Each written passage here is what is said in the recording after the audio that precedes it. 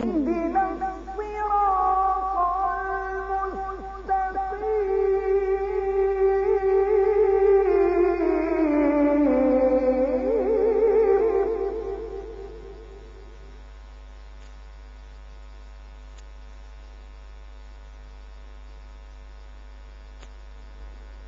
لله رب العالمين والصلاة والسلام على رسوله الكريم محمد وعلى آله وأصحابه أجمعين.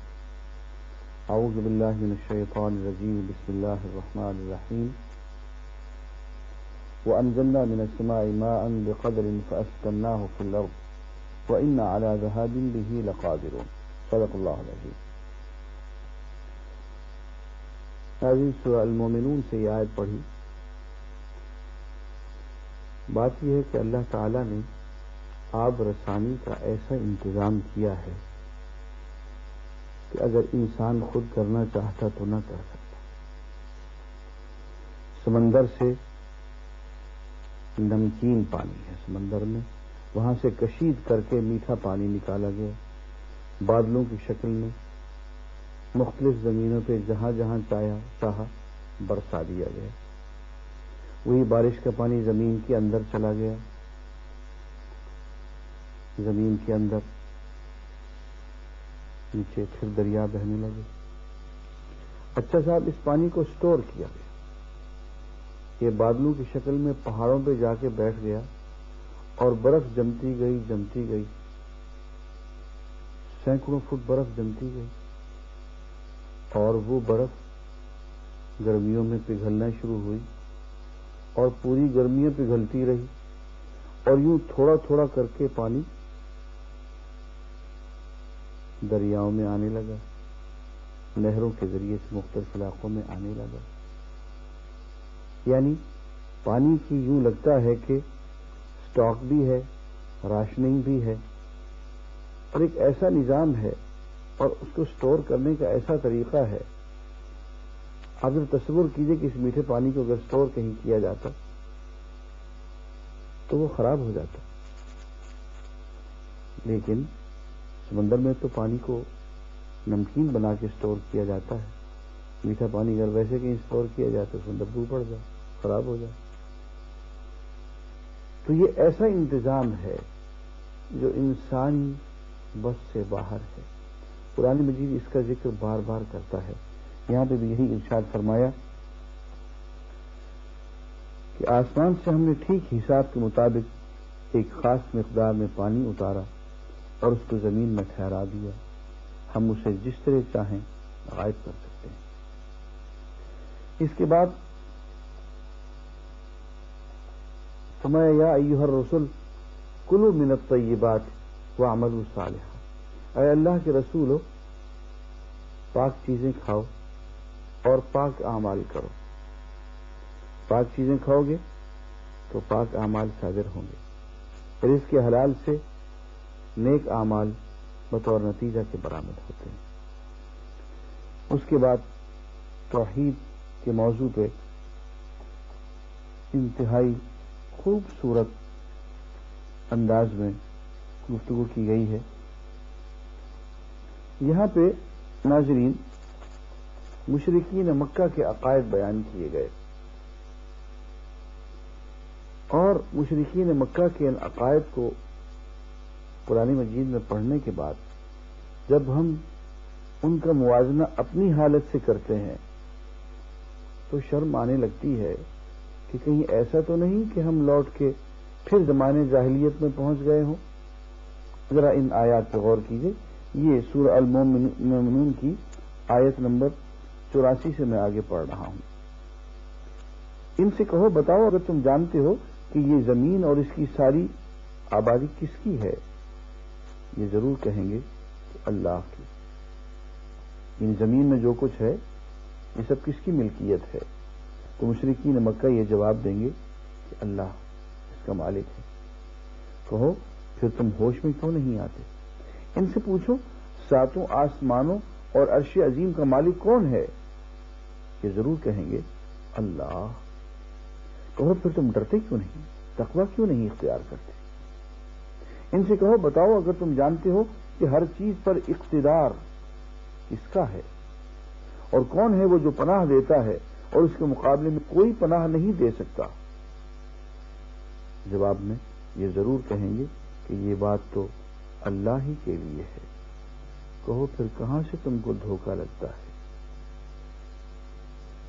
جو امر حق ہے وہ ہم ان کے سامنے لے آئے ہیں اور کوئی شک نہیں کہ یہ لوگ جھوٹے ہیں۔ یہ توحید کے بارے میں مشرکین مکہ کے عقائد تھے جو قرآن میں بیان کر لیے گئے۔ اب سورہ مومنون کا ہم آخری حصہ پڑھتے ہیں اور اس میں توحید بھی ہے اور قیامت کا منظر بھی۔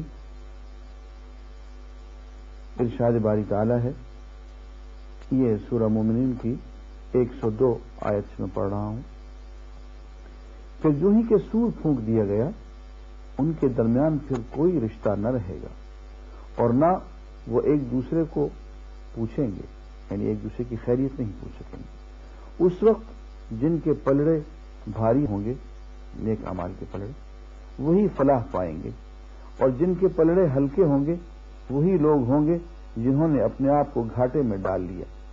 وہ جہنم میں ہمیشہ رہیں گے، آگ ان کے چہروں کی کھال چاٹ جائے گی اور ان کے جبڑے باہر نکل آئیں گے۔ سے ارشاد ہوگا، کیا تم وہی لوگ نہیں ہو کہ میری آیات تمہیں سنائی جاتی تھی تو تم انہیں جھٹلاتے تھے؟ وہ کہیں گے، اے ہمارے رب، ہماری بدبختی ہم پر چھا گئی تھی، ہم واقعی گمراہ لوگ تھے۔ اے پروردگار، اب ہمیں یہاں سے نکال دے، پھر ہم ایسا قصور کریں تو ظالم ہوں گے۔ اللہ تعالیٰ جواب دے گا، دور ہو میرے سامنے سے، پڑے رہو اسی میں اور مجھ سے بات نہ کرو۔ تم وہی لوگ تو ہو کہ میرے کچھ بندے جب کہتے تھے، اے ہمارے پروردگار، ہم ایمان لائے، ہمیں معاف کر دے، ہم پر رحم کر، تو سب رحیموں سے اچھا رحیم ہے، تو تم نے ان کا مذاق بنا لیا، یہاں تک کہ ان کی ضد نے تمہیں یہ بھی بھلا دیا کہ میں بھی کوئی ہوں، اور تم ان پر ہنستے رہے۔ آج ان کے صبر کا میں نے یہ پھل دیا ہے کہ وہی کامیاب ہے۔ پھر اللہ تعالیٰ ان سے پوچھے گا، بتاؤ زمین میں تم کتنے سال رہے؟ وہ کہیں گے، ایک دن یا دن کا بھی کچھ حصہ ہم وہاں ٹھہرے ہیں۔ شمار کرنے والوں سے پوچھ لیجئے۔ ارشاد ہوگا، تھوڑی ہی دیر ٹھہرے ہو نا، کاش تم نے یہ اس وقت جانا ہوتا۔ کیا تم نے یہ سمجھ رکھا تھا کہ ہم نے تمہیں فضول ہی پیدا کیا ہے اور تمہیں ہماری طرف کبھی پلٹنا ہی نہیں ہے؟ بس بالا و برتر ہے اللہ، بادشاہ حقیقی، کوئی خدا اس کے سوا نہیں، مالک ہے عرش بزرگ کا، اور جو کوئی اللہ کے ساتھ کسی اور معبود کو پکارے جس کے لیے اس کے پاس کوئی دلیل نہیں، تو اس کا حساب اس کے رب کے پاس ہے، ایسے کافر کبھی فلاح نہیں پا سکتے۔ ناظرین، اس کے بعد سورہ النور ہے، اور سورہ النور کا بھی ہم ابتدائی حصہ 2 آیتیں بلکہ 1 آیت ہم ترجمے سے پڑھیں گے۔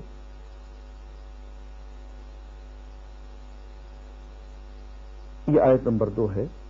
ارشاد ہے کہ زانیہ عورت اور زانی مرد دونوں میں سے ہر ایک کو 100 کوڑے مارو، اور ان پر ترس کھانے کا جذبہ اللہ کے دین کے معاملے میں تم کو دامن گیر نہ ہو۔ ناظرین، میں صرف یہ بتانا چاہتا ہوں کہ یہ 100 کوڑے مارنے کا کام، اس کو قرآن مجید میں اللہ کا دین کہا جا رہا ہے کہ یہ اللہ کے دین کا معاملہ ہے، اس میں تم نرمی نہیں کھاؤ گے، اللہ کی حد جاری کرنے کے معاملے میں ترس نہیں کھاؤ گے، یہ حد جاری کرنا یہی اللہ کا دین ہے۔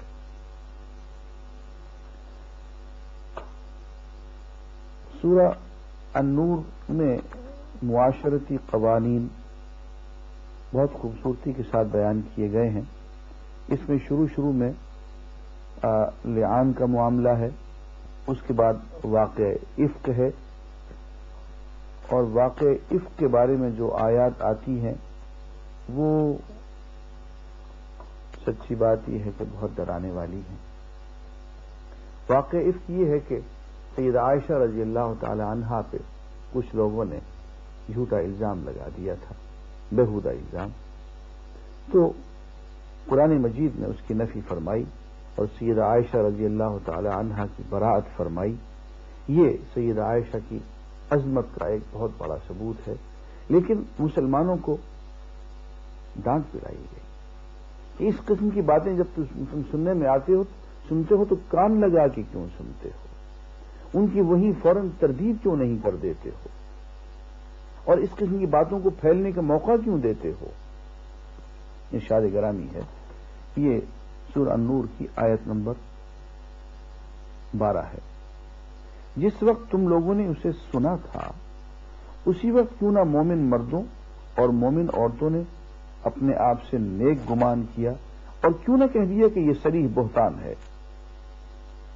وہ لوگ اپنے الزام کے ثبوت میں 4 گواہ کیوں نہ لائے؟ اب کہ وہ گواہ نہیں لائے ہیں، اللہ کے نزدیک وہی جھوٹے ہیں۔ اگر تم لوگوں پر دنیا اور آخرت میں اللہ کا فضل اور رحم نہ ہوتا تو جن باتوں میں تم پڑ گئے تھے ان کی پاداش میں بڑا عذاب تمہیں آ لیتا۔ ذرا غور تو کرو، اس وقت تم کیسی سخت غلطی کر رہے تھے، جبکہ تمہاری ایک زبان سے دوسری زبان اس جھوٹ کو لیتی چلی جا رہی تھی، اور تم اپنے منہ سے وہ کچھ کہے جا رہے تھے جس کے متعلق تمہیں کوئی علم نہ تھا۔ تم اسے ایک معمولی بات سمجھ رہے تھے، حالانکہ اللہ کے نزدیک یہ بہت بڑی بات تھی۔ کیوں نہ اسے سنتے ہی تم نے کہہ دیا کہ ہمیں ایسی بات زبان سے نکالنا زیب نہیں دیتا۔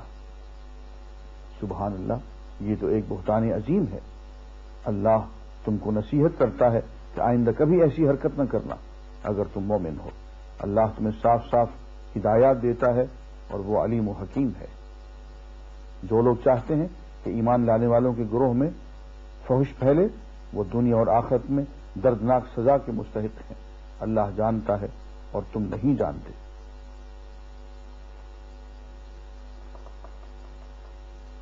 اس کے بعد کچھ پردے کے احکام ہیں۔ پردے کے احکام سورہ نور میں بھی ہیں، سورہ احزاب میں بھی ہیں۔ اس کے بعد ایک اہم معاملہ آ رہا ہے جسے ہم مکاتبت کہتے ہیں۔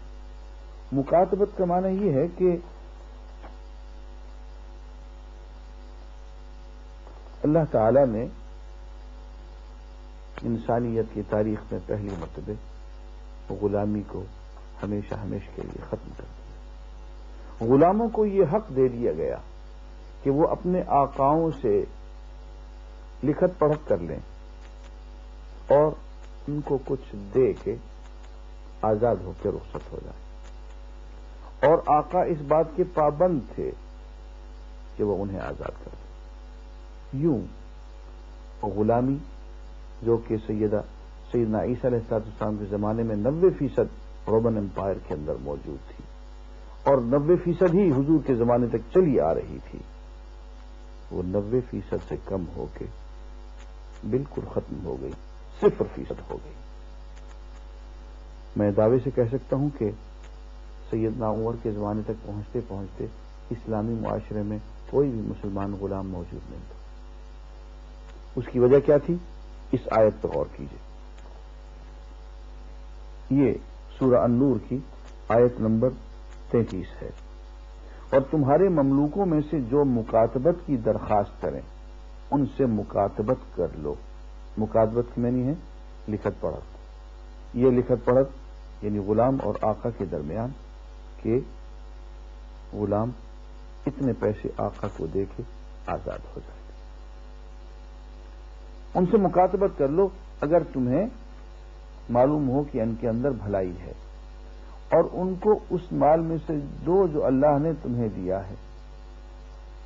اللہ کا جو مال، وَآتُوهُم مِّن مَّالِ اللَّهِ الَّذِي آتَاكُمْ، اللہ کا مال جو تمہارے ہاں تمہاری جیبوں میں پڑا ہوا ہے، یہ تمہارا مال نہیں ہے، یہ اللہ کا ہے، تمہارے پاس بطور امانت کے پڑا ہوا ہے، اس مال میں سے ان کو کچھ دو اور آزاد کرو، مکاتبت کرو تاکہ آزاد ہو جائیں، اور مکاتبت کے بعد بھی ان کو دو تاکہ کہیں جا کے خود سیٹ ہو جائیں۔ سورہ النور میں قرآن مجید کی چند بہت ہی اہم آیات میں سے بقول شاہ ولی اللہ دہلوی جن میں کہ طلسم ربانی ہے، ایک آیت نور ہے، میں اس کا ترجمہ پڑھ کے سناتا ہوں۔ ترجمہ یہ ہے، یہ آیت نمبر 35 ہے۔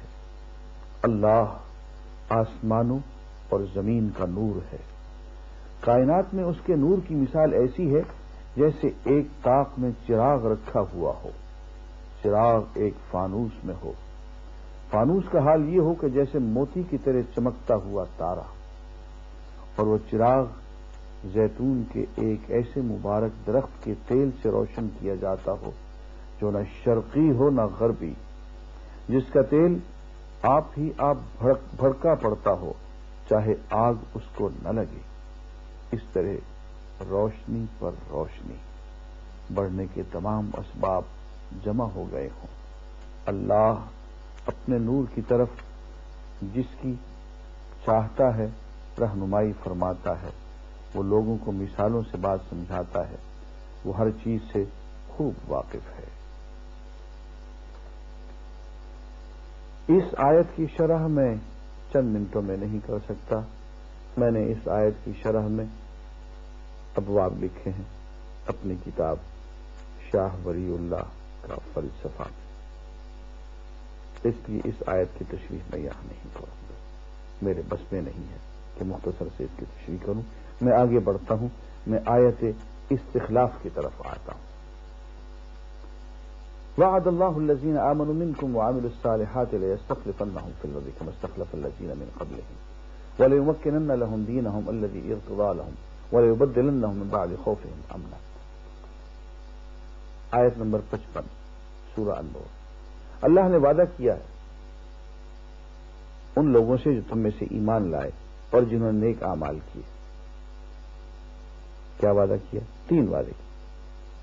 لَيَسْتَخْلِفَنَّهُمْ فِي الْأَرْضِ، انہیں زمین میں ضرور بالضرور خلافت عطا کرے، جیسا کہ اس سے پہلے لوگوں کو خلافت عطا کی۔ وَلَيُمَكِّنَنَّ لَهُمْ دِينَهُمْ الَّذِي ارْتَضَىٰ لَهُمْ، اور جو دین اللہ نے ان کے لیے پسند کیا ہے اسلام، اس کو نافذ کرنے کے لیے تمام امکانی وسائل عطا فرما دے، مادی وسائل، اخلاقی وسائل، روحانی وسائل، دولت کی ریل پہ۔ وَلَيُبَدِّلَنَّهُم مِّن بَعْدِ خَوْفِهِمْ أَمْنًا، اور خوف کی حالت ختم کر کے امن کی، سعادت کی حالت عطا فرما دے۔ یہ تین وعدے ہیں اللہ تعالیٰ کے، حکومت، دولت، امن۔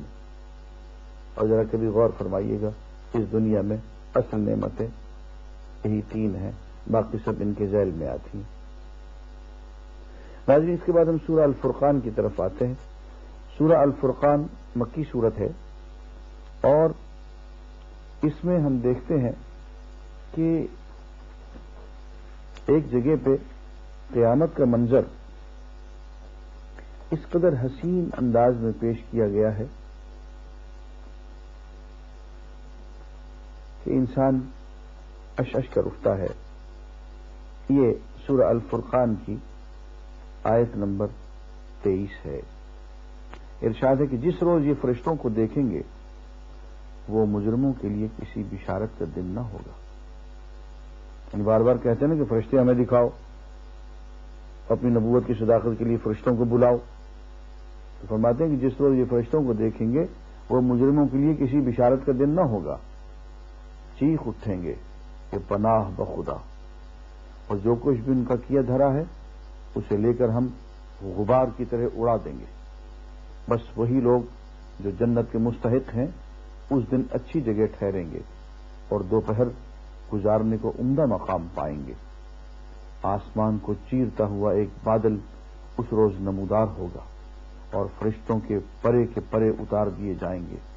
اس روز حقیقی بادشاہی صرف رحمان کی ہوگی اور وہ منکرین کے لیے بڑا سخت دن ہوگا۔ ظالم انسان اپنا ہاتھ چبائے گا اور کہے گا کاش میں نے رسول کا ساتھ دیا ہوتا، ہائے میری کمبختی، کاش میں نے فلاں شخص کو دوست نہ بنایا ہوتا، اس کے بہکائے میں آ کر میں نے وہ نصیحت نہ مانی جو میرے پاس آئی تھی۔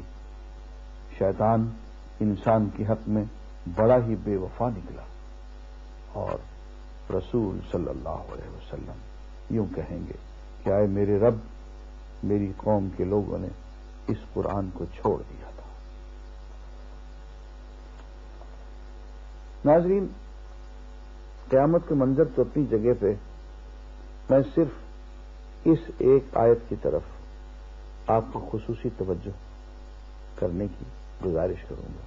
وقال الرسول، رسول یوں کہیں گے یا رب، اور میرے پروردگار، ان قومی، یہ میری قوم، میری قوم کے یہ ہیں وہ لوگ، اتخذوا ھذا القرآن مہجورا، جنہوں نے قرآن کو چھوڑ دیا تھا، جو مہجور یہ قرآن کا شکار ہو گئے۔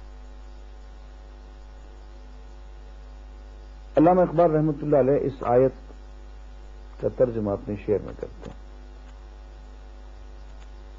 کہتے ہیں کہ تم سمجھتے ہو کہ فلاں اسباب کی وجہ سے تم اس دنیا میں ذلت کا، پستی کا شکار ہو، ہرگز نہیں۔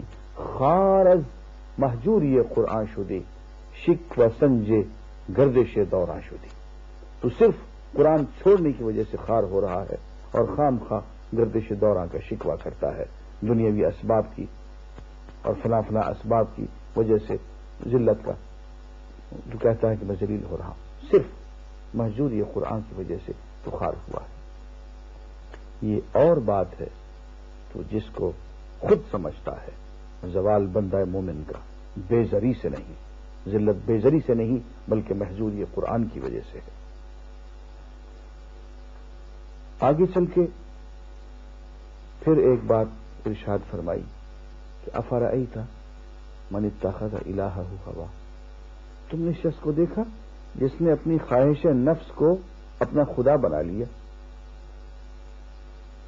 بات یہ ہے کہ ہم جس چیز کو اپنی ترجیح نمبر 1 قرار دے دیں، اللہ کے نزدیک وہی ہمارا خدا ہے۔ اگر ہم اپنی خواہش نفس کو اپنی پرائرٹی نمبر 1 قرار دے دیں تو وہی خدا بن گیا۔ جیسے بعض لوگوں نے کہا من، کہ جس چیز کو تم اتنی اہمیت دے دو کہ وہ تم سے خدا بھی چھڑا دے، وہی تمہارا خدا ہے۔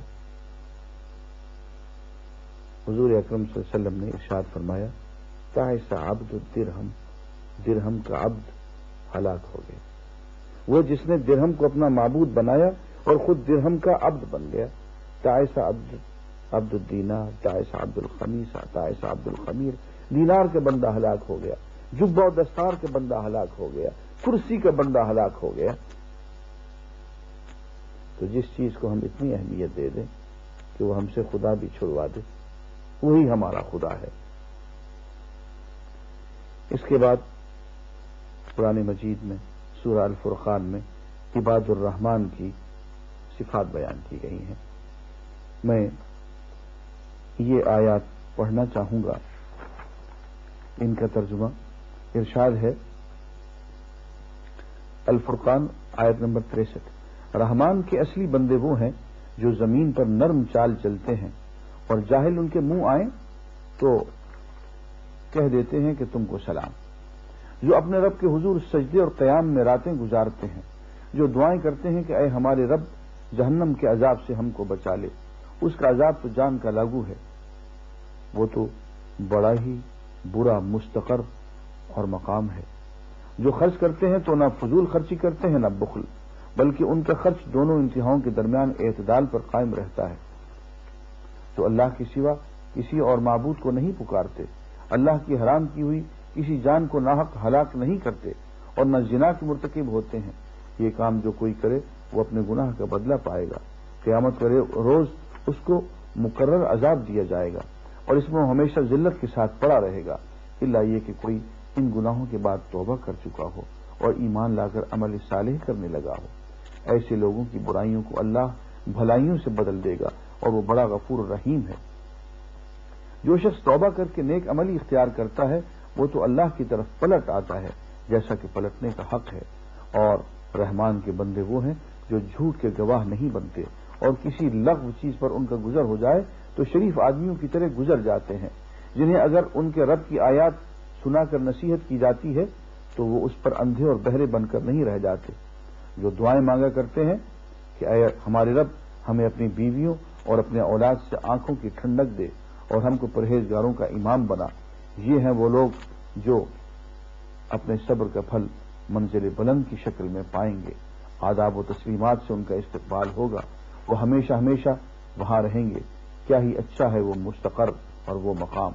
اے محمد صلی اللہ علیہ وسلم لوگوں سے کہو میرے رب کو تمہاری کیا حاجت پڑی ہے اگر تم اس کو نہ پکارو، اب کہ تم نے جھٹلا دیا ہے ان قریب وہ سزا پاؤ گے کہ جان چھڑانی محال ہوگی۔ وآخر دعوانا ان الحمد للہ رب العالمین۔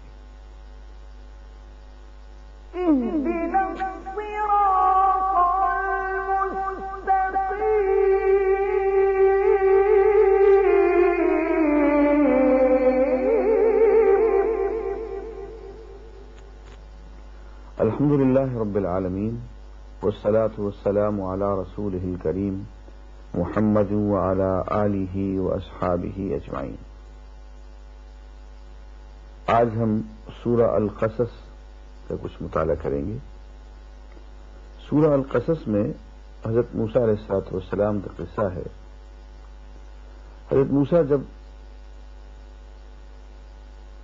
ہجرت کر کے مدین پہنچے اور وہاں انہوں نے 2 بچیوں کو پانی کنویں میں سے نکال کے دیا۔ یہ بچیاں حضرت شعیب علیہ السلام کی تھی جو مدین کے نبی تھے۔ تو ایک بیٹی نے حضرت موسیٰ علیہ السلام کی ان الفاظ میں سفارش کی، یا ابت استاجرہ فإن خیر من استاجرت القوی الامین،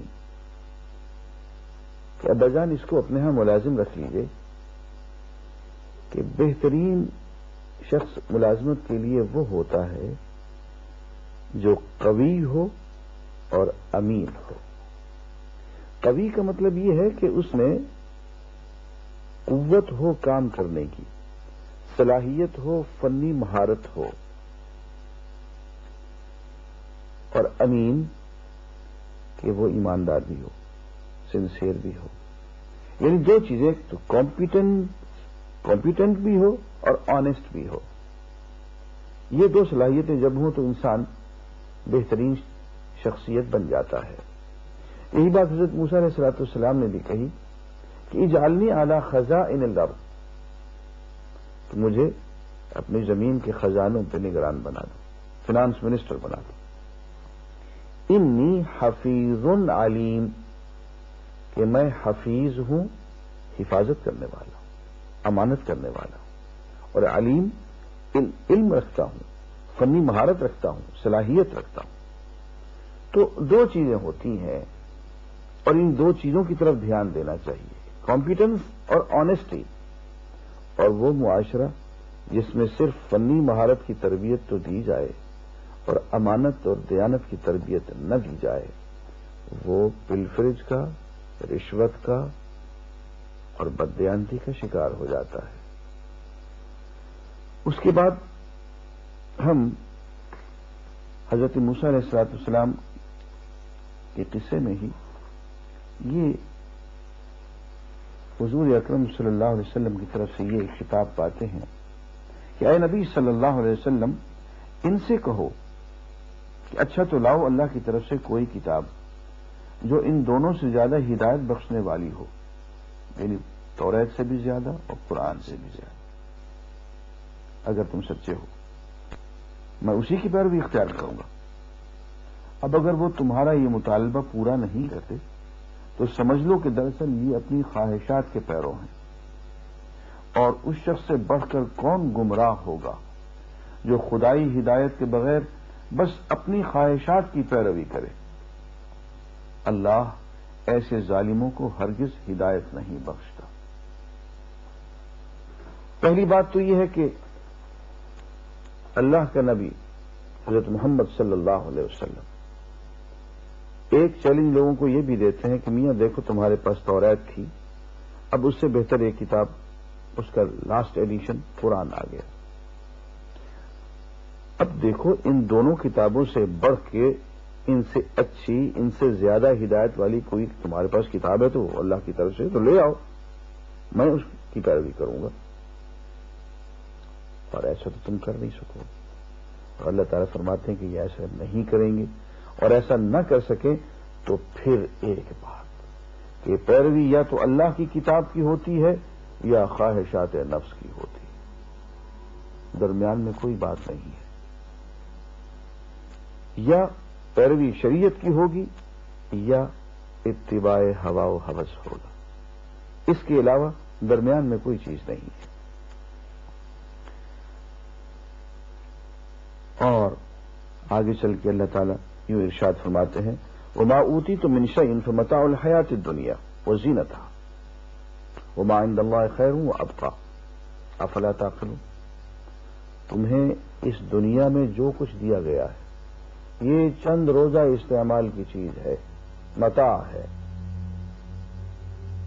دنیا کی چند روزہ زینت ہے جو بہت جلد تم سے چھن جانے والی ہے، اور اللہ کے ہاں جو کچھ تمہارے لیے رکھا ہوا ہے وہ بہتر بھی ہے اور ہمیشہ ہمیشہ باقی رہنے والا بھی ہے۔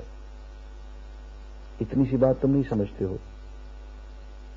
ناظرین، اہم بات یہ ہے کہ اللہ تعالیٰ اس دنیا اور اس دنیا کی لذات اور اس دنیا میں جو خیر ہے اس کو چھوڑنے کا حکم نہیں دے رہے ہیں۔ بس اتنی موٹی سی بات سمجھ لینی چاہیے کہ چونکہ دنیا عارضی ہے، متاع ہے، ختم ہونے والی ہے، آخرت جو ہے ہمیشہ ہمیشہ رہنے والی ہے، تو آخرت کو دنیا پہ ترجیح دینا ہے اور اسی دنیا کو ذریعہ بنانا ہے آخرت تک پہنچنے کا، جیسا کہ ہم آگے چل کے پڑھیں۔ قارون کو یہی بات کہی گئی، اس سے کہا گیا وابتغ فیما آتاک اللہ الدار الآخرہ۔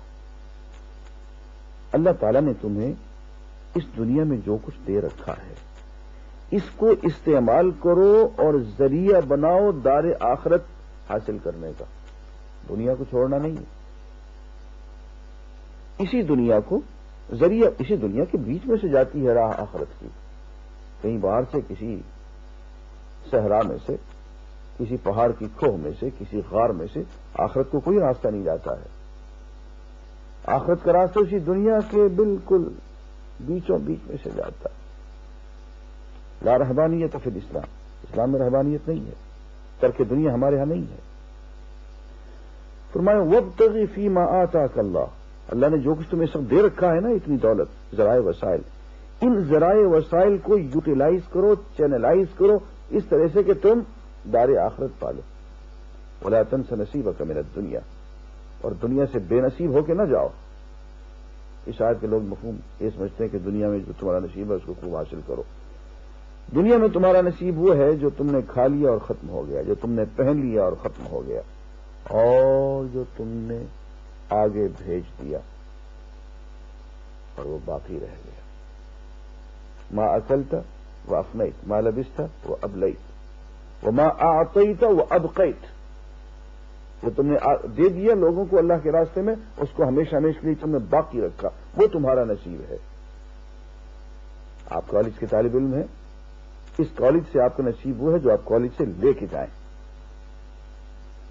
دنیا میں ہمارا نصیب وہ ہے جو دنیا سے ہم لے کے جائیں، جو ہم یہاں چھوڑ کے جائیں وہ ہمارا نصیب نہیں ہے۔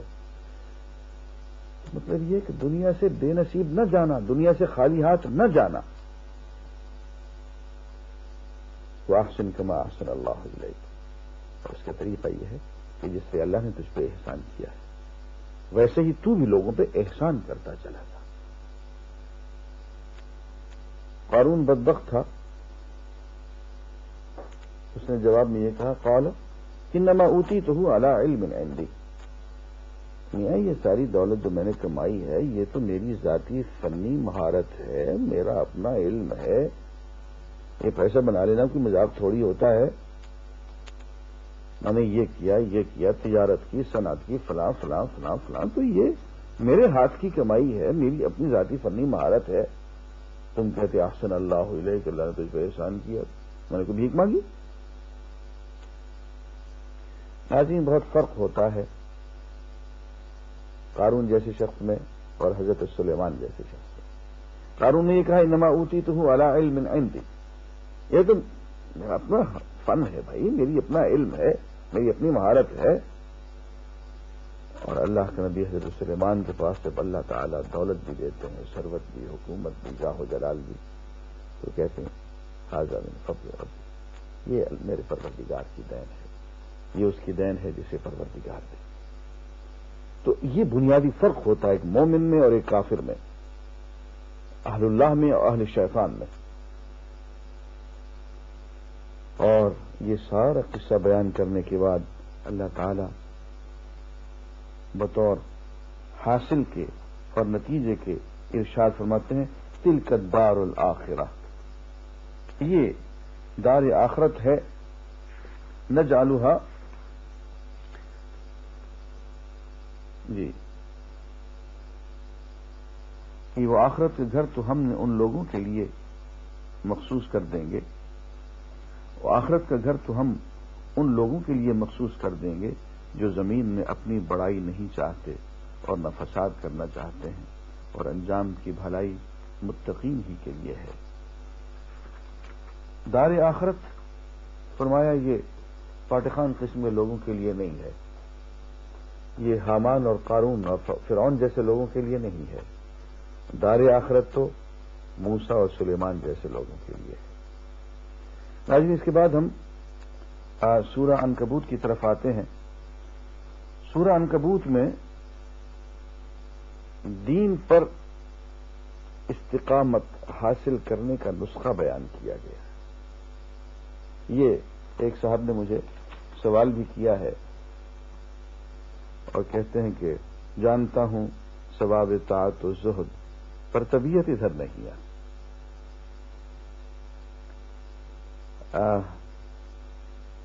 کیسے ممکن ہے کہ نماز پڑھوں اور پڑھتا چلا جاؤں، روزے رکھوں رکھتا چلا جاؤں، اللہ کو یاد کروں یاد کرتا چلا جاؤں؟ یہاں تو صورتحال ہے کہ کچھ دن یوں اور کچھ دن یوں. استقامت اس لیے کہ کہا گیا ہے کہ الاستقامت فوق الکرامہ، دین پہ پختہ ہو جانا جو ہے ہر کرامت سے بلند ہے. تو جو نسخہ عطا کیا گیا اس میں 4 اجزاء ہیں اور ایک ہی آیت میں بیان کر دیے گئے. 21واں پارہ یہیں سے شروع ہو رہا ہے. اتل ما اوحی الیک من الکتاب واقم الصلاۃ ان الصلاۃ تنہی عن الفحشاء والمنکر ولذکر اللہ اکبر واللہ یعلم ما تصنعون. یہ 4 باتیں. پہلی بات اتل ما اوحی الیک من الکتاب، کتاب میں جو کچھ تمہاری طرف اللہ نے پیغام بھیجا ہے اس پیغام کو وصول کرو، تلاوت کرو، سمجھو، فالو دی بک. جب تک کہ پیغام وصول نہیں ہوگا اس وقت تک اس پہ ایمان نہیں آئے گا.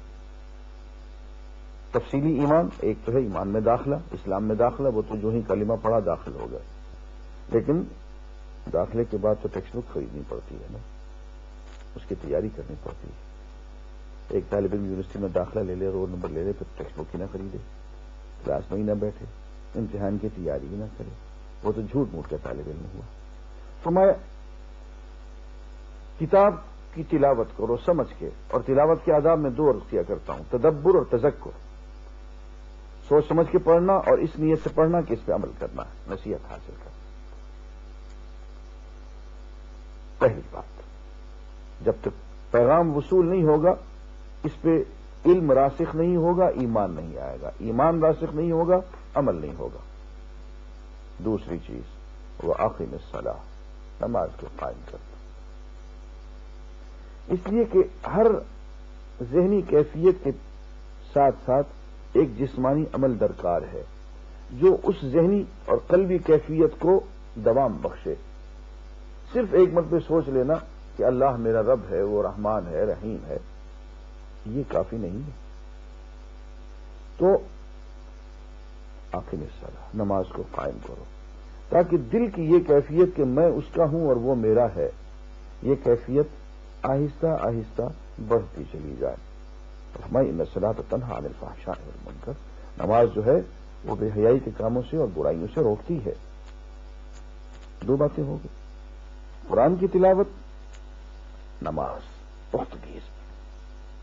اور اگر کہیں اللہ دے دے موقع، رات کو نماز کے دوران تلاوت کرنے کا، سمجھ سمجھ کے، ٹھہر ٹھہر کے، جیسے کہ حضور اکرم صلی اللہ علیہ وسلم کیا کرتے تھے. آپ کی رکعتیں تو تہجد کی کل 8 ہوتی تھیں، مگر تلاوت بہت طویل ہوتی تھی.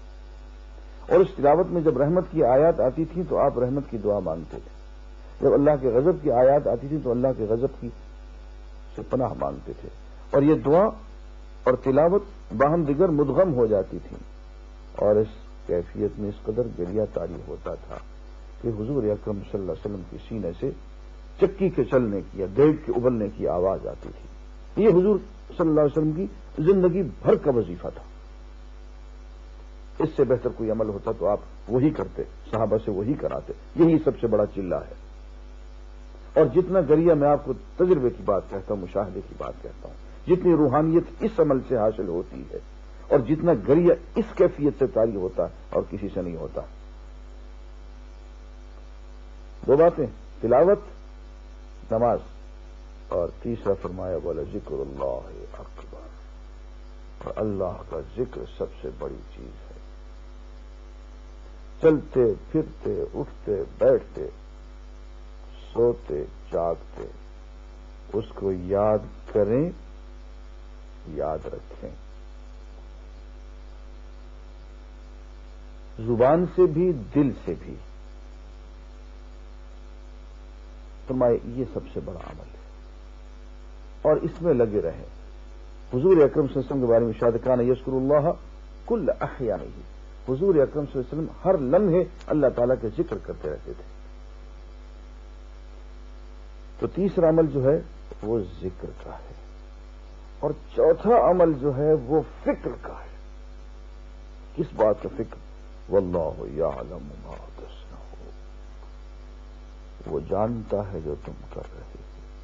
ہر وقت یہ دھیان رہے اس کا، ہر وقت یہ خیال رہے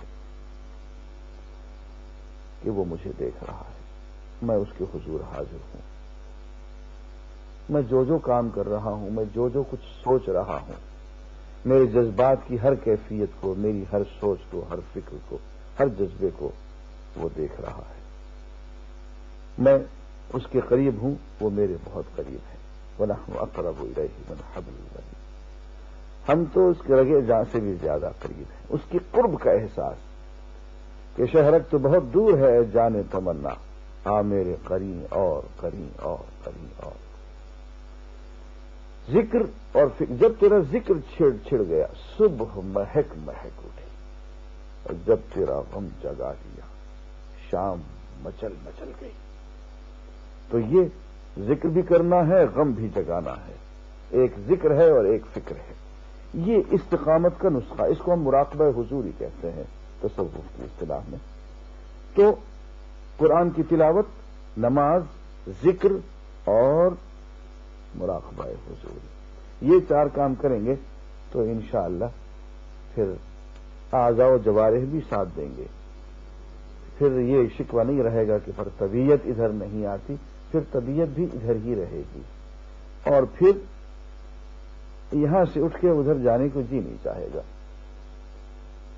پھر دل چاہے گا کہ بیٹھے رہیں تصور جانا کیے ہوئے. لیکن یہ ہے کہ صرف ہر وقت تصور جانا ہی نہیں کرنا، بلکہ کام کرتے ہوئے تصور جانا کرنا ہے. کہ دل یار ول ہتھ کار ول، دل بیور دست بکار. ہاتھ کام کرتے رہے اور دل اسی کی طرف رہے. گفتگو کسی سے ہو تیرا دھیان رہتا ہے، ٹوٹ جاتا ہے سلسلہ تکلم کا. اور اسی بات کو یوں پھر آگے فرمایا کہ وہ ما هذه الحیات الدنیا، الا لهو ولعب وان الدار الاخرة لهي الحیوان لو كانوا يعلمون. کہ یہ دنیا کی زندگی جو ہے یہ بالکل چند روزہ ہے، ایک کھیل ہے، ایک تماشا ہے. اصل دار الآخرت جو ہے، دار آخرت، وہ تو اس کے ملنے کی جگہ ہے، اصل ٹھکانہ، رہنے کی جگہ، پیار کی جگہ، قرار کی جگہ. ہماری اصل زندگی وہ ہے. اے کاش تم یہ بات جان سکتے تو پتا ہوتا. کھیل ہے، ایک تماشا ہے. جیسے کہ یہاں ڈرامہ ہوتا، ایک سیریل ہوتا، تھیٹر ہوتا، کوئی بادشاہ بنتا ہے، کوئی وزیر بنتا ہے، کوئی امیر بنتا ہے، تاج پہنتا ہے، پوشاکیں پہنتا ہے، لیکن ہوتا سب کچھ وہی ہے جو کہ ڈائریکٹر چاہے. تھوڑی دیر کے بعد وہ پوشاک بدلوا دیتا ہے، ڈرامہ ختم ہوتا ہے، تاج بھی اتر جاتا ہے. اس دنیا کی کیفیت صرف اتنی سی ہے کہ عام جو آپ تھیٹر دیکھتے ہیں وہ مستقل ڈرامہ ہوتا ہے، اور یہ دنیا میں جو ہماری زندگی ہے یہ ذرا طویل دورانیے کا ڈرامہ. اس میں ذرا وقت زیادہ لگ جاتا ہے، لیکن موت کے ایک ہی جھٹکے سے پتہ چلتا ہے کہ کھیل ختم ہو گیا. اب ایک وزیر میں اور ایک عام انسان میں، بہت غریب انسان میں کوئی فرق نہیں ہوتا ہے جب دونوں کو قبر میں اتارا جا رہا ہوتا. ناظرین، اس کے بعد ہم سورہ الروم کا مطالعہ کریں گے. سورہ الروم ایک بہت اہم پیشین گوئی سے شروع ہوتی ہے. اصل ماجرا یہ ہے کہ اس زمانے میں دو سپر پاور تھیں، ایک ایران اور ایک روم. ایران آتش پرست تھا، روم خدا پرست تھا، عیسائی تھا. ایران کے ساتھ محبتیں قریش کو تھیں اور روم کے ساتھ محبتیں مسلمانوں کو تھیں، دونوں کی الگ الگ. اس زمانے میں ایران روم پہ چڑھ دوڑا اور اس نے روم کی اینٹ سے اینٹ بجا دی، عیسائی دنیا کو رونق ڈالا. اور قریش نے مسلمانوں کے خلاف بغلیں بجائیں کہ لو تم خدا خدا کرتے تھے اور تم آخرت آخرت کرتے تھے، نبوت آخرت خدا کی باتیں کرتے تھے. وہ خدا والے اور نبوت والے اور آخرت والے، وہ کتاب والے، ان کا یہ حشر ہو گیا. تو قرآن مجید نے کہا غلبت الروم، پیشین گوئی فرما دی کہ اچھا روم مغلوب ہو گیا. لیکن اللہ تعالی نے ایک نہیں دو پیشین گوئیاں فرما دی. الف لام میم، رومی قریب کی سرزمین میں مغلوب ہو گئے ہیں، اور اپنی اس مغلوبیت کے بعد چند سال کے اندر، اور یہ چند سال کی مدت جو تھی، عربی بضعہ کا لفظ ہے، یہ 9 سال تک کی ہوتی، چند سال کے اندر وہ غالب ہو جائیں گے. اللہ ہی کا اختیار ہے، پہلے بھی اور بعد میں بھی. اور وہ دن وہ ہوگا جبکہ اللہ کی بخشی ہوئی فتح پر مسلمان خوشیاں منائیں گے. یعنی ادھر روم کو فتح ہوگی، ادھر مسلمانوں کو بھی ایک فتح ہوگی. اللہ نصرت عطا فرماتا ہے جسے چاہتا ہے، اور وہ زبردست اور رحیم ہے. یہ وعدہ اللہ نے کیا ہے. اللہ کبھی اپنے وعدے کی خلاف ورزی نہیں کرتا، مگر اکثر لوگ جانتے نہیں. اس پیشین گوئی کو قریش نے ماننے سے انکار کر دیا.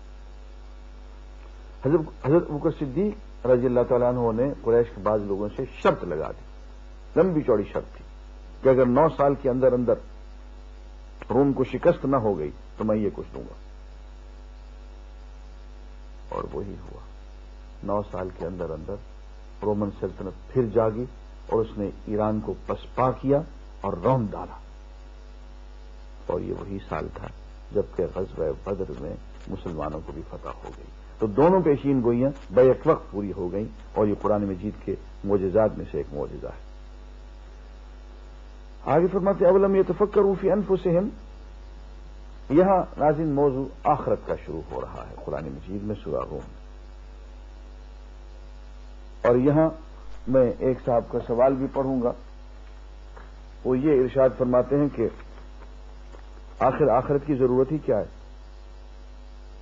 اور اس میں ایمان لانا آسان نہیں لگتا. یوں لگتا ہے کہ بس یہیں کھائیں گے، پیئیں گے، جوان ہوں گے، بوڑھے ہوں گے اور مٹی کی خوراک بن جائیں گے. اگر آپ کے پاس آخرت کے حق میں دلائل ہیں تو ارشاد فرمائیے. میں نے اس سوال کو چھپا کے رکھا ہوا تھا کہ یہ موقع آئے گا تو میں پڑھوں گا. قرآن مجید میں بے شمار دلائل ہیں، لیکن یہاں 2-3 باتیں میں عرض کرتا ہوں. فرمائے اولم یتفکروا فی انفسہم، انہوں نے اپنے اندر ذرا جھانک کے نہیں دیکھا، غور سے نہیں دیکھا. ما خلق اللہ السماوات والارض الا بالحق، کہ ما خلق اللہ السماوات والارض وما بینہما الا بالحق واجل مسمى، کہ اللہ تعالیٰ نے آسمانوں میں اور زمین میں اور ان کے درمیان جو کچھ ہے وہ حق کے ساتھ پیدا کیا ہے اور ایک مقررہ مدت تک کے لیے پیدا کیا ہے. اس کے بعد یہ سب ختم کر کے نئی دنیا پیدا کریں گے. پہلی بات تو یہ ہے کہ اپنے اندر سوچیے. ہمارے وفی انفسہم، اپنے اندر غور کرو. افلا تبصرون، تمہیں کچھ نظر نہیں آتا؟ اپنے اندر غور کریں تو اللہ تعالیٰ کی ذات کا تھوڑا تھوڑا پتہ چلتا ہے کہ ہے. انسان کے اندر 3 امتیازی خصوصیات ہیں. ایک یہ کہ اس کو اس دنیا کے اندر تسخیر اور تصرف کا اختیار دیا گیا ہے. اس کو ہم آگے چل کے پڑھیں گے کہ انسان کے لیے سب کچھ مسخر کیا گیا. اس دنیا میں جو کچھ بھی ہے، بلکہ کائنات میں جو کچھ بھی ہے، وہ انسان کے لیے ہے، تسخیر و تصرف. دوسری بات کہ انسان کو اللہ تعالی نے آزادی فکر اور آزادی ارادہ اور آزادی عمل کی صلاحیت بخشی. تیسری چیز یہ ہے کہ اس کو اخلاقی حس بھی عطا کی ہے. اندر ایک ضمیر بھی بیٹھا ہوا جو اچھے اور برے کی تمیز اس کو بتاتا ہے کہ نہیں، یوں نہیں، یوں کرنا ہے. ان تینوں باتوں کو آپ اگر ملا کے سوچیں، ان پہ غور کریں تو پتہ چلتا ہے کہ محاسبہ ضروری ہے، جواب دہی ضروری ہے. اتنے پوری دنیا پہ اختیار دے دیا، پھر آزادی بھی دے دی، اور پھر یہ بتا بھی دیا کہ یہ کرنا ہے، یہ نہیں کرنا، اور اخلاقی حس کے ساتھ پھر انبیاء اور ہدایت کرنے والے لوگ بھی بھیج دیے. اب ظاہر ہے کہ محاسبہ ضرور ہونا چاہیے. یہ تو آخرت کی ایک دلیل ہے. دوسری دلیل وہ اجل مسمى. فرماتے ہیں کہ ہم نے ایک اجل مسمى تک کے لیے پیدا کیا ہے. فلسفے میں صدیوں، ہزاروں سال ایک بحث رہی ہے کہ یہ کائنات جو ہے حادث ہے یا قدیم، یہ ازلی و ابدی ہے یا بس کچھ عرصے کے لیے پیدا کی گئی اور ختم ہو جائے گی. فلسفے کے میدان میں یہ بحث شاید کبھی ختم نہ ہوتی، لیکن اس دور کی سائنس نے اس بحث کو ختم کر دیا ہے.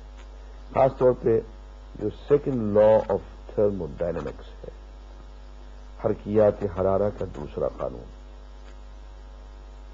اس نے یہ بات ہمیشہ کے لیے طے کر دی ہے کہ یہ کائنات ایک وقت پہلے پیدا کی گئی اور اس کو آخر میں چل کے لازماً ختم ہو جانا ہے.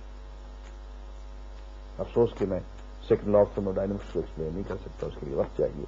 لیکن سائنس میں اس قانون نے حتمی طور پہ یہ فیصلہ کر دیا ہے کہ اب یہ کائنات ازلی و ابدی نہیں ہے، بلکہ اجل مسمى تک کے لیے ہے.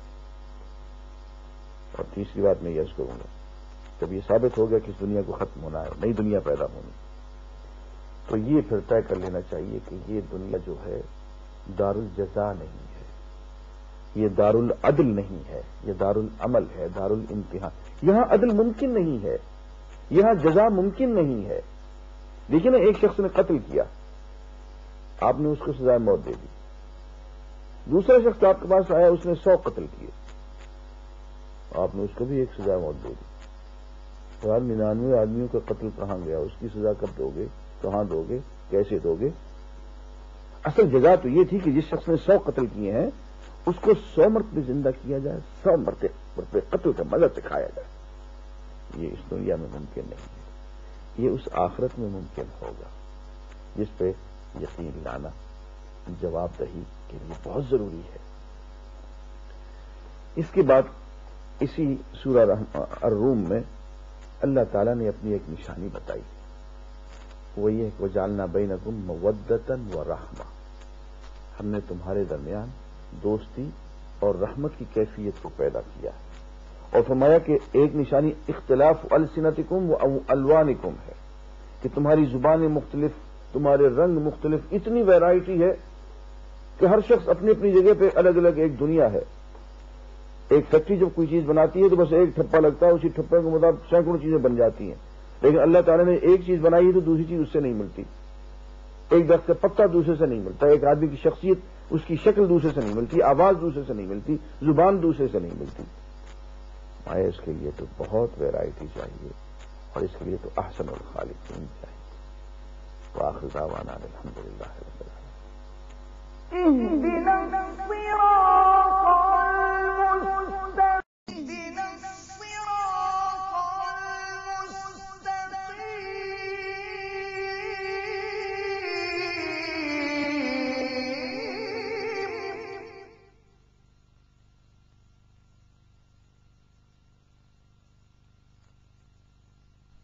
الحمد لله رب العالمين والصلاة والسلام على رسوله الكريم محمد وعلى آله وأصحابه أجمعين. أعوذ بالله من الشيطان الرجيم. بسم الله الرحمن الرحيم. إنا أنزلناه في ليلة القدر وما أدراك ما ليلة القدر ليلة القدر خير من 1000 شهر. صدق الله العظيم. آج 27ویں رمضان کی رات ہے.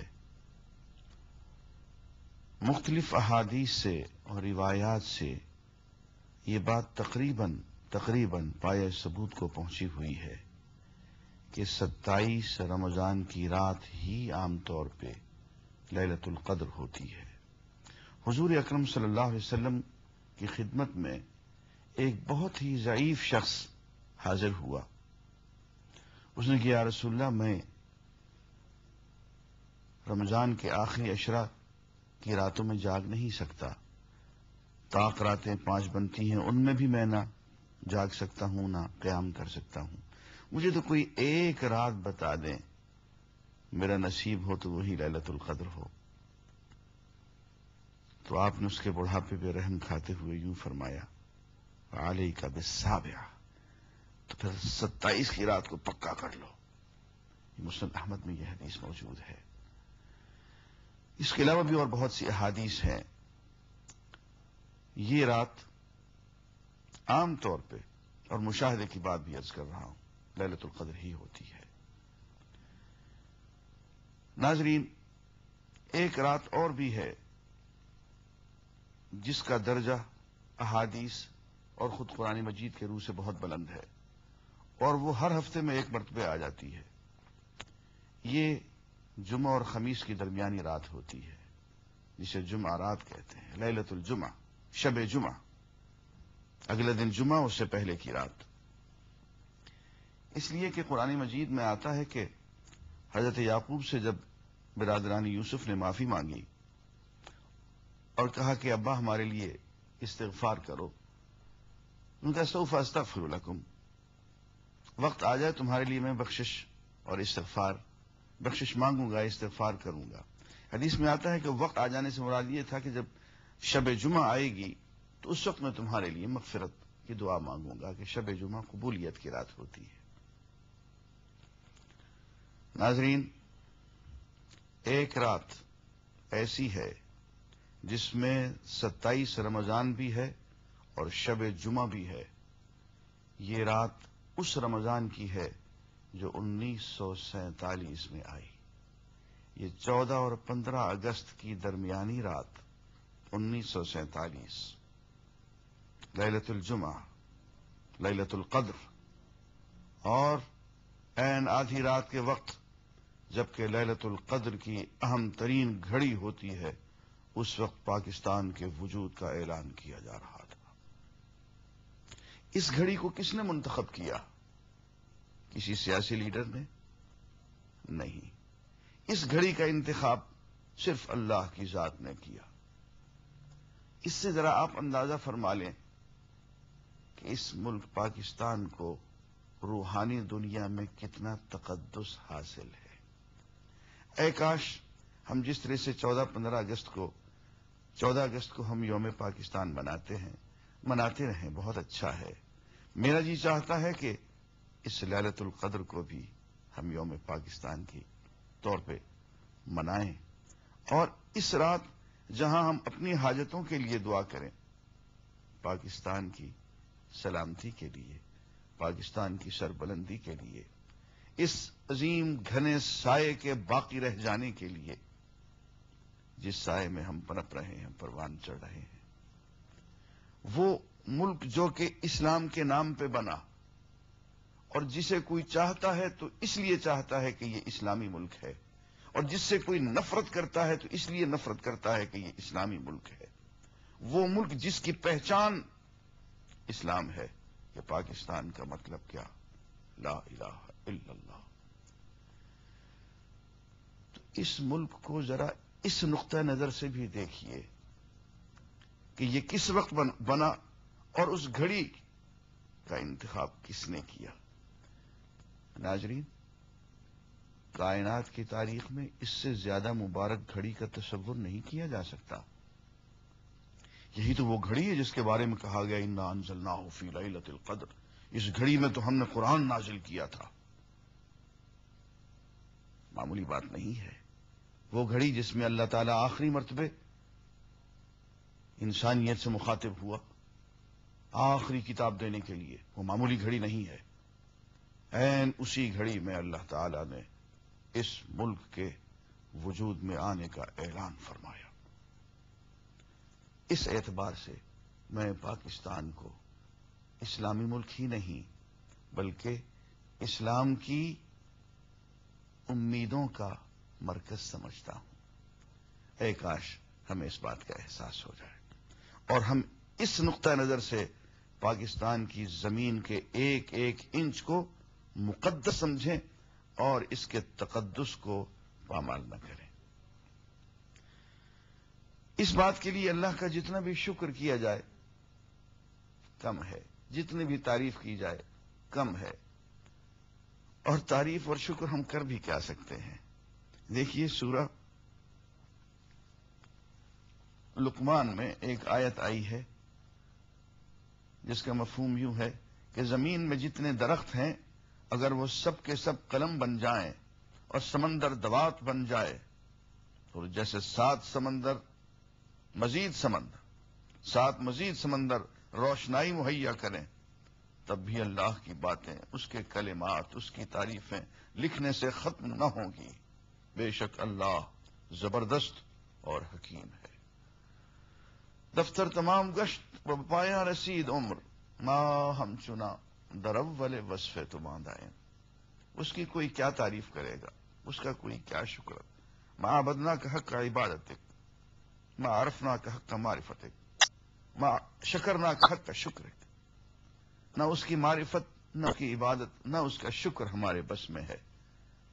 ہمارے پاس سوائے عجز و نیاز کے اور کیا ہے؟ بجز عجز و نیاز آجا نمی پرسند چیزیں را بفیض خاک سوری ہا تمام حل کرت مشکل۔ ہمارے پاس سوائے عجز کے اور کچھ نہیں ہے، اور آج کی رات ہم شکر تو کرتے ہیں لیکن عجز کے ساتھ کہ اے اللہ تو نے ہمیں اتنی بڑی دولت عطا کی، پاکستان کا ملک، لیکن ہم شکر نہیں کر رہے اور شکر کر بھی نہیں سکتے۔ اللہ تعالی نے فرمایا فلا تعلم نفس ما اخفی لهم من قرۃ اعین، کوئی شخص جانتا نہیں ہے کہ اللہ نے اس کی آنکھوں کی ٹھنڈک کا کیا کیا سامان مہیا کر رکھا ہے، اس دنیا میں بھی اور آخرت میں بھی۔ لیکن فرمایا کہ بات آخر کار وہ ہے کہ جب تک کہ میری ہدایت پہ نہیں چلو گے تو بات نہیں بنے گی، اگر ہدایت کو چھوڑ دو گے تو میں انتقام لوں گا۔ سورہ سجدہ میں آ رہی ومن اظلم ممن ذکر بآیاتہ ثم اعرض عنها انا من المجرمین منتقمون، اس شخص سے یا اس قوم سے ظالم اور کون ہوگا جس کو بار بار اللہ کی آیات یاد دلائی جائیں اور وہ روگردانی کرتا چلا جائے، بائی پاس کرتا چلا جائے۔ میں انا من المجرمین منتقمون، ایسے مجرموں سے ہم انتقام لے کے رہیں گے۔ ہم اللہ کی پناہ میں آتے ہیں کہ ہم اس روگردانی کو جاری رکھیں اور ہم سے اللہ انتقام لے۔ ہم اس اللہ کی پناہ میں آتے ہیں۔ عزیزان گرامی، آج کی رات اللہ کی پناہ میں آئیے کہ ہم قرآن سے روگردانی کا جو ایک سلسلہ چلا ہوا ہے، ہم اس کو بند کریں. ہمارے ہاں کیا پورے عالم اسلام میں، خاص طور پر پاکستان میں، 1000 میں ایک شخص بھی نہیں ملتا جس نے قرآن مجید کو سمجھ کے پڑھ رکھا ہو. ایک سرے سے دوسرے سرے تک زندگی ایک مرتبہ قرآن کو سمجھ کے پڑھا ہو. تو کیا یہ آیت ہم پہ منطبق نہیں ہوتی کہ اس سے بڑا ظالم کون ہوگا جس کے سامنے ہماری آیات پیش کی جائے اور وہ روگردانی چل جائے، نہ سمجھ کے دے، نہ جانے، نہ اس پہ عمل کرے. ایسے مجرمین سے تو اس نے کہا ہم انتقام لیں گے، ہم اس کے انتقام سے اس کی پناہ میں آتے ہیں. اس کے بعد سورہ احزاب کی ایک آیت ہے، میں اس پہ کچھ گفتگو کرنا چاہوں گا. ارشاد ہے النبی اول المؤمنین من انفسہم. ایک تو قرآن کی طرف آنے کی دعوت دی اور ایک قرآن والے کی طرف آنے کی دعوت دی. القربان کن پیش مصطفیٰ. بہت ہوشیاریاں دکھایا کرو، عقل کچھ بھی نہیں ہے. اس کو محمد مصطفیٰ صلی اللہ علیہ وسلم قدموں میں قربان کر ڈالو. اس لیے کہ مولانا روم قصہ لکھتے ہیں کہ ایک چیونٹی کو شوق ہوا کہ حرم میں پہنچے، تو کسی نے اس سے کہا کہ یہ حرم کا کبوتر بیٹھا ہوا ہے، اس کے قدموں میں لپٹ جاؤ، یہ حرم میں جائے گا، تم پہنچ جاؤ. بود مورے ہوس سے داٹ در کعبہ رسد، 10 بر پائے کبوتر زد ناگاہ رسید. اللہ تک پہنچ چاہتے ہو تو حضور کے قدموں سے لپٹ جاؤ، وہ پہنچیں گے، تم بھی پہنچ جاؤ. اس راہ میں جان قربان کرنی پڑے تو کر دو. قرآن کی آیت کہہ رہی ہے کہ نبی جو ہے مومنین کے لیے قریب تر ہے ان کی جانوں کے مقابلے میں بھی، جان سے بھی زیادہ عزیز تر، اپنی جان سے بھی زیادہ محبوب نبی کو ہونا چاہیے. اگر یہ نہیں ہے تو ایمان نہیں ہے.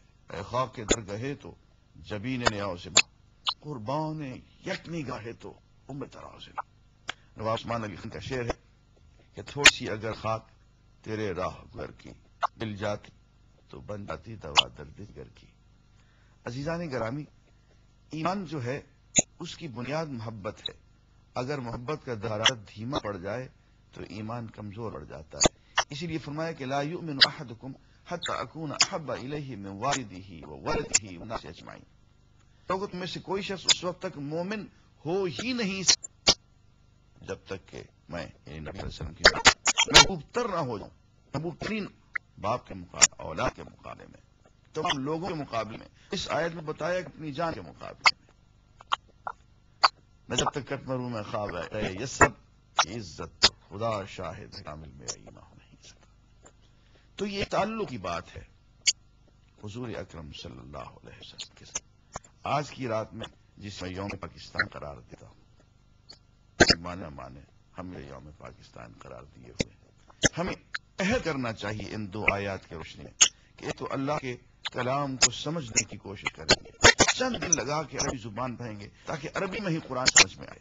اور دوسرا، محمد عربی صلی اللہ علیہ وسلم کی سیرت کا بات کریں گے اور سیرت اپنی زندگی کو بند کر دیں گے، اس کے رنگ میں اپنے آپ کو رنگنے کی کوشش کریں گے. اس کے بعد عزیزان گرامی ایک اہم موضوع آ رہا ہے سورہ احزاب میں، اور وہ ہے آیت تخیر موضوع. بات یہ ہے کہ حضور اکرم صلی اللہ علیہ وسلم کی زندگی اس طرح سے تھی کہ آپ گھر میں 2 ماہ چولہا ہی نہیں جلتا تھا. بہت اسرت زندگی، فقر و زہد کی زندگی. ایسا نہیں کہ غربت تھی، ایسا نہیں کہ ذرائع وسائل نہیں تھے، سب کچھ موجود تھا.